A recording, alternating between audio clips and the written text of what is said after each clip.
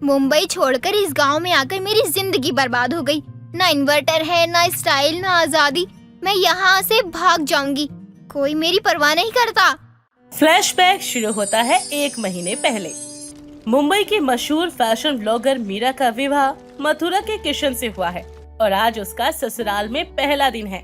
मीरा अपना सूटकेस घसीटती हुई घर में प्रवेश करती है। ओह माय गॉड, इतना बड़ा घर और बिना लिफ्ट के। मेरे हील्स तो इन मिट्टी के फर्श पर चलते चलते टूट जाएंगे। किशन उसका बैग उठाकर अंदर ले जाता है, जबकि परिवार के बाकी सदस्य मीरा को देखने के लिए इकट्ठा होते हैं। आओ बेटी आओ, हमारे घर में तुम्हारा स्वागत है। अरे हमारे वक्त में तो नई बहू घूंघट डाल कर आती थी, पर अब जमाना बदल गया है। मीरा अपने डिजाइनर सूट में खड़ी है। उसका मेकअप अभी भी परफेक्ट है। वो लीला देवी के पैर छूती है। नमस्ते माँ जी, मैं बहुत खुश हूँ यहाँ आकर। मेरे नेल्स अभी भी पेंट हुए हैं, पता नहीं कैसे छूट गई। पूजा उछलते हुए मीरा के पास जाती है। वाह भाभी, आपका क्या स्टाइल है और आपके जूते कितने बढ़िया लग रहे हैं। भाभी, मुझे भी ना ऐसे जूते चाहिए। अरे बाप रे, पूजा रुक जा। अरे तेरी भाभी अभी भी आई हैं, थोड़ा आराम तो करने दे। हाँ, आराम करने दो, शहरी बहू है, हमारे देहाती काम थोड़ी कर पाएगी। मीरा असहज महसूस करती है। रामलाल उठकर आते हैं। बेटी थक गई होगी, आओ तुम्हें तुम्हारा कमरा दिखा देते हैं। थैंक यू पापा जी। वैसे यहाँ वाईफाई कनेक्शन कैसा है? मुझे अपनी फैशन पोस्ट अपडेट करनी है। सब एक दूसरे को देखते हैं और फिर ठहाका लगाते हैं। बेटी यहाँ तो कभी कभी बिजली भी नहीं आती है, वाईफाई की तो बात ही छोड़ दो। ओह माय गॉड, यानी सच में गांव में आ गई हूँ मैं। अगले दिन सुबह मीरा को मुर्गे की आवाज से नींद खुलती है। क्या हुआ? कौन चिल्ला रहा है? अरे अरे बाप रे, ये ना मुर्गे की आवाज है। वो रोज सुबह ना हमें ऐसे उठाते हैं। मीरा अपने बाल संवारती है और मेकअप करके नीचे आती है। लीला देवी रसोई में बिजी है। आओ बेटी, आज से तुम्हें रसोई संभालनी है। हमारे वक्त में तो नई बहू सबसे पहले उठकर पूरे घर के लिए चाय बनाती थी। मुझे तो बस इंस्टेंट कॉफी बनाना आता है, वो भी मशीन से। हाय राम, शहर की लड़कियों को खाना भी नहीं बनाना आता। चंदन वहीं से गुजरता है और मुस्कुराता है। मैंने कहा था ना भाई, शहरी बहू लाएगा तो परेशान ही होगा। इन्हें घर चलाना नहीं, सिर्फ फोन चलाना आता है। ऐसा नहीं है, मैं सीख जाऊंगी। किशन रसोई में आता है। अरे बाप रे, ये क्या हो रहा है सुबह सुबह? मीरा तुम परेशान हो? सब ठीक तो है ना? मीरा तुम परेशान मत हो, मैं हूँ ना, मैं तुम्हें सब सिखा दूंगा। किशन मीरा को चूल्हा जलाना सिखाता है। दोनों मिलकर चाय बनाते हैं। मीरा हैरान है किशन की घरेलू कुशलता देखकर। वाह, तुम्हें तो सब कुछ आता है। मुंबई में तो लड़के चाय भी नहीं बना पाते। अरे बाप रे बाप, ये ना गांव है, यहाँ ना हर काम आना चाहिए और मुझे तो सब काम आता है और खाना बनाना ना बहुत अच्छे से आता है। सबको मेरे हाथ का खाना बहुत अच्छा लगता है। पूजा वहाँ आ जाती है। वाह भाभी, क्या स्टाइल है। भैया के साथ मिलकर चाय बना रही हो। तभी बाहर से आवाज आती है और सब घबरा जाते हैं। किशन, गाय का दूध निकालना है, जल्दी आओ। अरे बाप रे बाप, मैं तो भूल गया। मीरा, मैं अभी आया, आ रहा हूँ भैया। मीरा अकेली रह जाती है। वो चाय को देखती है और फिर अपने नाखूनों को, जिन पर सुंदर नेल आर्ट है। अब क्या होगा मेरा? मैं यहाँ कैसे रह पाऊंगी? कुछ दिन बीत जाते हैं। मीरा रसोई के काम में धीरे धीरे निपुण होती जा रही है, लेकिन उसे अपने मुंबई वाले जीवन की याद आती है। ओह माय गॉड, मेरा इंस्टाग्राम अकाउंट बिना अपडेट के मर जाएगा। मेरे फॉलोवर्स का क्या होगा? क्या सोचेंगे? वो चुपके से रामलाल के पास जाती है।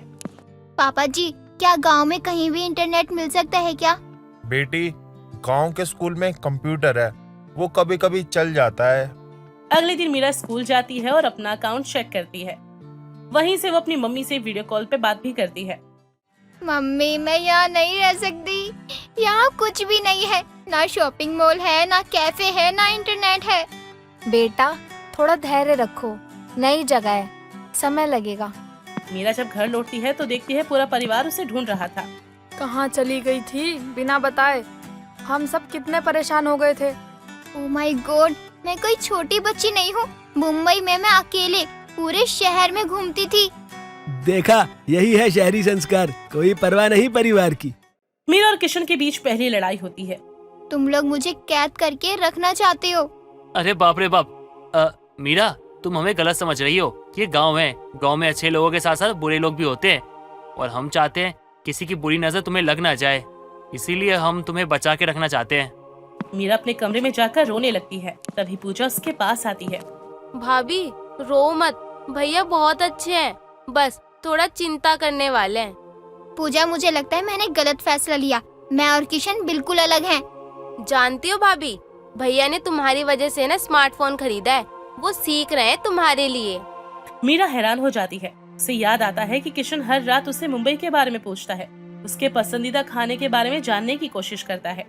क्या वाकई किशन मेरे लिए कोशिश कर रहा है? अगले दिन मीरा गांव के मेले में जाना चाहती है और किशन उसे ले जाता है। अरे बाप रे बाप, देखो कितना बड़ा मेला है, तुमको पसंद आएगा। मेले में मीरा को देसी हस्तकला, पारंपरिक गहने और मिठाइयाँ बहुत पसंद आती है। वो मिट्टी के बर्तन खरीदती है और देसी खाने का आनंद लेती है। ओह माय गॉड, ये जलेबी इतनी टेस्टी है। मुंबई में इतनी अच्छी कभी नहीं खाई मैंने। मुझको पता था तुम्हें अच्छा लगेगा। किशन खुश होता है। वो दोनों एक दूसरे को बेहतर समझने लगते हैं। लेकिन अचानक एक बड़ी समस्या आती है। जब वो घर लौटते हैं तो मीरा पाती है कि उसका स्मार्टफोन गायब है। मेरा फोन?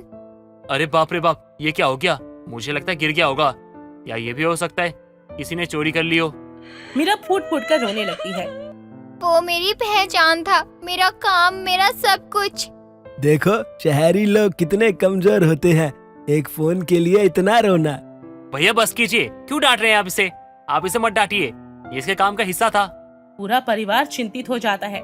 मीरा अपने कमरे में बंद हो जाती है। मीरा के खोए हुए फोन का असर पूरे घर पर पड़ता है। वो दिन भर बस अपने कमरे में बंद रहती। किशन परेशान है। मीरा, मीरा दरवाजा खोलो, देखो मैं तुम्हारे लिए क्या लेकर आया हूँ। मीरा दरवाजा खोलती है और किशन के हाथ में एक नया स्मार्टफोन है। ये? अरे बाप रे, चौंक गई क्या? अरे मैं इतना बुरा पति भी नहीं हूँ जो अपनी पत्नी की इच्छा पूरी ना कर सके। तुम्हारा मन था इसे लेने का, तो मैं लेकर आ गया। तुमने मेरे लिए इतना महंगा फोन खरीदा, पर कैसे? वो क्या है ना, अपने ट्रैक्टर का ना कुछ हिस्सा मैंने बेच दिया। मीरा सन्न रह जाती है। किशन का बलिदान देखकर उसकी आंखें भर आती हैं। तुमने अपना ट्रैक्टर बेचा, पर वो तो तुम्हारे काम का। अरे तुम चिंता क्यों करती हो, मैं हूँ ना, ट्रैक्टर की जगह खेतों को मैं जोत लूंगा। तुम चिंता मत करो, मेरे लिए सबसे जरूरी तुम्हारी खुशी है। उसी पल चंदन गुस्से में अंदर आता है। तुमने क्या किया किशन? पिताजी के ट्रैक्टर का हिस्सा बेचा, और वो भी शहरी फैशन के लिए। बाहर से शोर आता है। रामलाल और लीला देवी भी कमरे से बाहर आ जाते हैं। ये क्या हो रहा है यहाँ पर? देखिए पिताजी, आपका लाडला बेटा अपनी शहरी बीवी के लिए क्या क्या कर रहा है। अरे ट्रैक्टर तक बेच दिया। क्या? हमारा ट्रैक्टर? माँ, बस एक छोटा सा पुर्जा ही तो बेचा है, कोई बात नहीं, पैसा आएगा तो ठीक करवा लेंगे। और जब तक ठीक होगा खेत की फसल कौन काटेगा? सब बर्बाद हो जाएगा। विवाद बहुत ही ज्यादा बढ़ जाता है। मीरा सब सुनती है और उसे अपने आप पर शर्म आने लगती है। बस करो, सब कुछ मेरी गलती है। सभी चुप हो जाते हैं। मैंने कभी नहीं सोचा था कि मेरे एक फोन के लिए इतनी बड़ी समस्या होगी। मैं हमेशा सिर्फ अपने बारे में सोचती रही। मीरा, तुम शांत हो जाओ, तुम्हारी कोई गलती नहीं है इसमें। नहीं किशन, मैंने कभी तुम्हारी परेशानियों को नहीं समझा, तुम्हारे काम को नहीं समझा। मैं हमेशा अपने शहरी जीवन को याद करती रही, यहाँ के जीवन को कभी अपनाने की कोशिश नहीं की। मीरा अपना नया फोन किशन को वापस दे देती है। इसे वापस ले जाओ और अपना ट्रैक्टर ठीक करवाओ। चंदन हैरान रह जाता है। रामलाल गर्व से मीरा की ओर देखते हैं। बेटी, तुमने आज बहुत बड़ा सबक सिखाया सबको। बहू, तुम सच में हमारी बहू हो, तुमने साबित कर दिया। किशन मीरा को गले लगा लेता है। मीरा, तुम कितनी अच्छी हो। मैंने तुम्हें गलत समझा भाभी, मुझे माफ करना। 2 महीने बाद गांव में एक बड़ा मेला आयोजित किया जाता है। इस बार मीरा इसका हिस्सा बनती है। मीरा ने अपने फैशन के ज्ञान और देसी हस्तकला को मिलाकर एक स्टॉल लगाया, जहां वो मॉडर्न स्टाइल में देसी कपड़े और गहने बेच रही है। वाह भाभी, क्या स्टाइल है, आपका स्टॉल तो सबसे बढ़िया चल रहा है। ये सब तुम्हारी और माँ जी की मदद से ही संभव हुआ है। लीला देवी गर्व से मीरा के स्टॉल पर आती है। देखो, हमारी बहू ने कैसे शहर और गांव को मिला दिया। हमारे वक्त में तो ऐसा कोई सोच भी नहीं सकता था। चंदन भी अपनी पत्नी के साथ आता है। भाभी, आपने हमारे गांव को नई पहचान दी है। अब हमारे यहाँ के हस्तकला को शहर में भी पहचान मिलेगी। मीरा मुस्कुराती है। किशन उसके पास आता है और गले लगाता है। अब तो मैं पूरे गांव में ना सर उठा के चलूंगा और सीना ठोक के कहूंगा, मेरी पत्नी ना बिजनेस करती है, मेरी पत्नी ना बिजनेस वूमेन है। और तुम इंटरनेट एक्सपर्ट। तुम्हारा ऑनलाइन स्टोर कितना अच्छा चल रहा है। किशन मीरा की मदद से गांव के उत्पादों का ऑनलाइन बिजनेस शुरू करता है, जिससे गांव के लोगों को फायदा हो रहा है। भाग्यवान, मुझे आज अपने बच्चे पर गर्व है और बहू ने हमें बहुत कुछ सिखाया है। हाँ, हमने अपनी बहू से सीखा है कि समय के साथ साथ बदलाव जरूरी होता है। मीरा अपने स्टॉल से 1 मिनट के लिए बाहर आती है और गांव के खेतों की ओर देखती है। कभी सोचा नहीं था कि इस मिट्टी में इतना प्यार हो जाएगा। मुंबई की चमक धमक के बीच मैंने इस सादगी का महत्व कभी नहीं समझा था। किशन उसके पीछे आकर उसके कंधे पर हाथ रखता है। क्या सोच रही हो?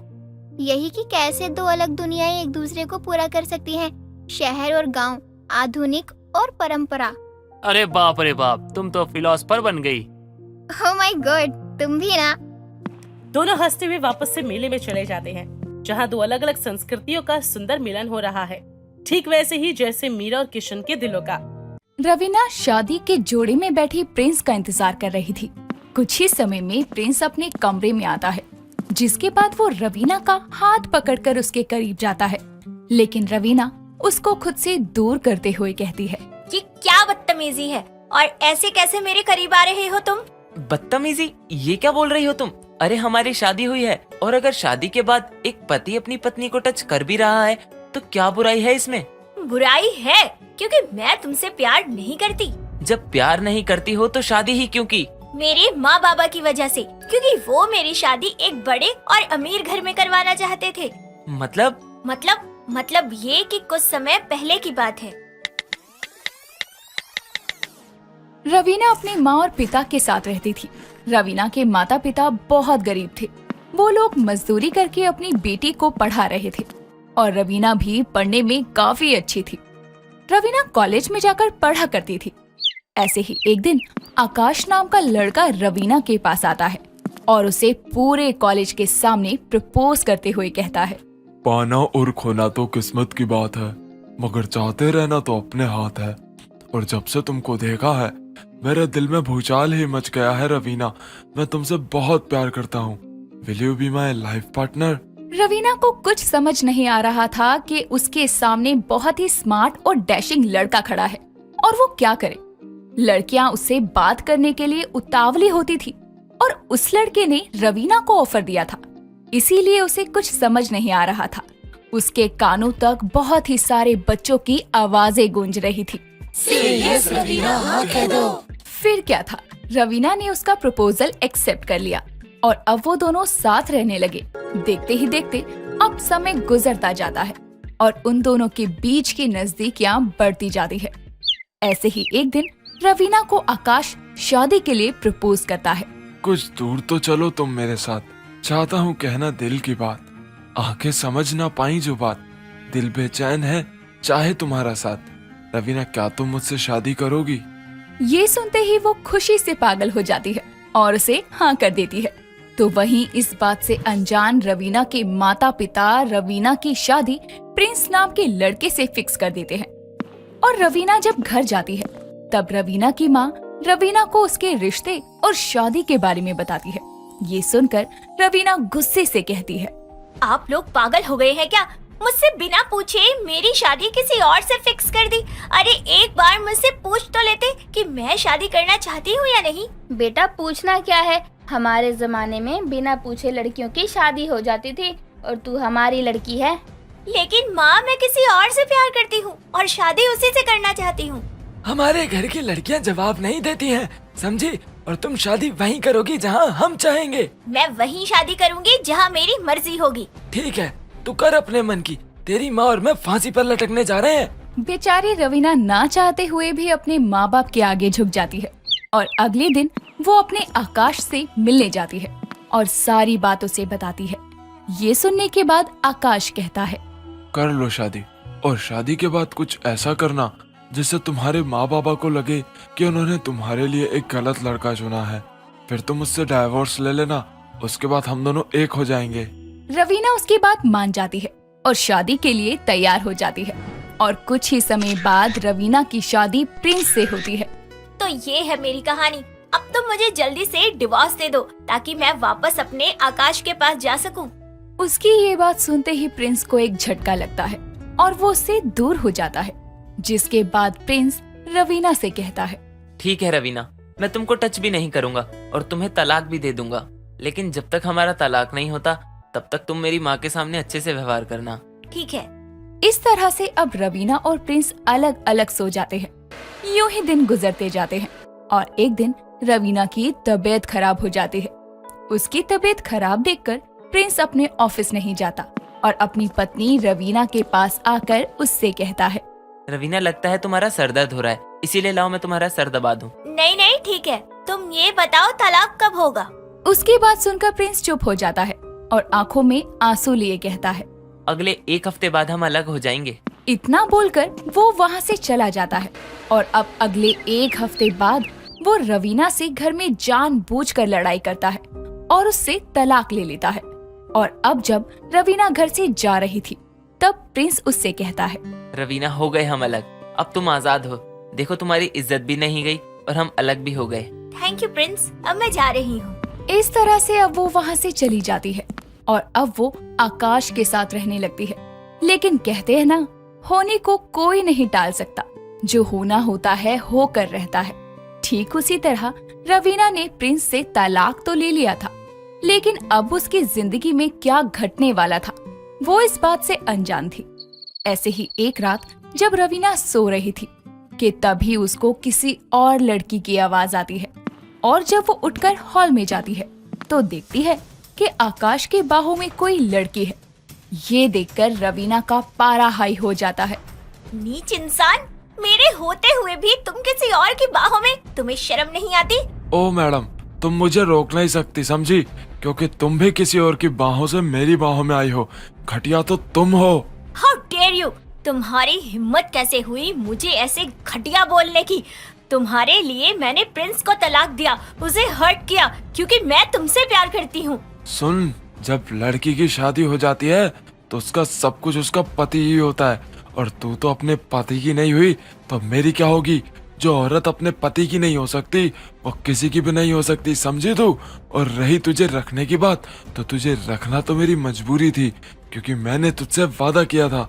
अब जब तुझे सच पता ही चल गया है तो मेरे घर से निकल जा, समझी? हाँ हाँ, नहीं रहना मुझे भी तुम्हारे साथ। इस तरह अब रवीना आकाश के घर से निकल जाती है और रोते हुए खुद से कहती है, मैंने कितनी बड़ी गलती कर दी। इस आकाश के लिए मैंने प्रिंस को छोड़ दिया। मेरे पास और कोई सहारा नहीं है, माँ बाबा के घर भी नहीं जा सकती। क्या मैं प्रिंस के पास जाऊँ?